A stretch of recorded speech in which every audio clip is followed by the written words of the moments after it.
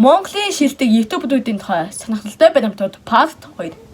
Энэхүү бичлэгээрээ миний сонгож авсан 20 шилдэг YouTube-уудын тухай сонирхолтой мэдээллийг танилцуулъя. Нэгдүгээр Girimix.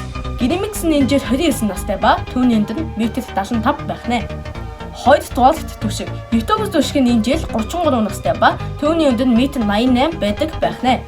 Гуравдугаар Англи Цогтоо. Тэрээр энэ жил 33 настай ба түүний өндөр 1.74 м байдаг байх нэ.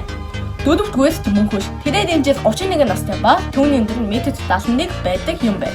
Тавдугаар Чамэ. Тэрээр энэ жил 20 настай ба түүний өндөр 1.70 м байдаг байх нэ. Зодогдугаар Тэрээр Бүргэн.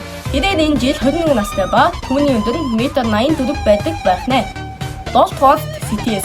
Тэрээр энэ жил 27 настай ба түүний өндөр 1.75 м байдаг юм байна. 8-дугаар Шаймэл. Шаймэл нь энэ жил 21 настай ба түүний өндөр 1.67 м байдаг байх нэ.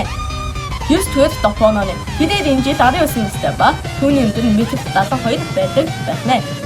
10-дугаар Dayakson.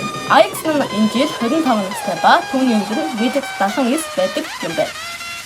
11 Түмэ. Тэрээр энэ жил 20 настай ба түүний өндөр 1.71 байх нэ. 12 Тончин Лавга. Тэрээр энэ жил мөн адил 20 настай ба түүний өндөр 1.74 м байдаг байх нэ.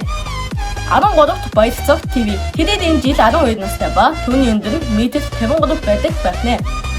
14-т Кино Задлан. Харамсалтай Кино Задлангийн насан олтойгоо бөгөөд мэдж байгаа хүмүүс нь комент хэсэгт бичээрэй. Явцдаж Кино Задлангийн өндөр 1.77 м байдаг юм байна. 15-т Жини. Тэрээр энэ жил 22 настай ба түүний өндөр 1.77 м байдаг байх нэ.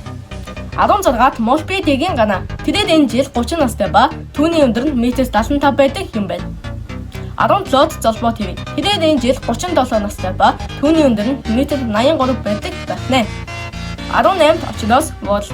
Харамсалтай түүний нас мөн адил олдоогүй бөгөөд түүний өндөр нь 1.80 м байдаг байх нэ. 19-т Mr Beast.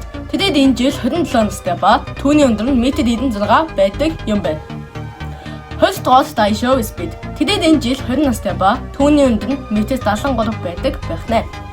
Харин таны бодлоор хамгийн шилдэг YouTube-д хэн бэ? Комент хэсэгт бичээрэй. Бичлэг таалагдсан бол subscribe болон лайктаас ч намайг дэмжээрэй. Дараагийн бичлэгээрээ уулзцгаая.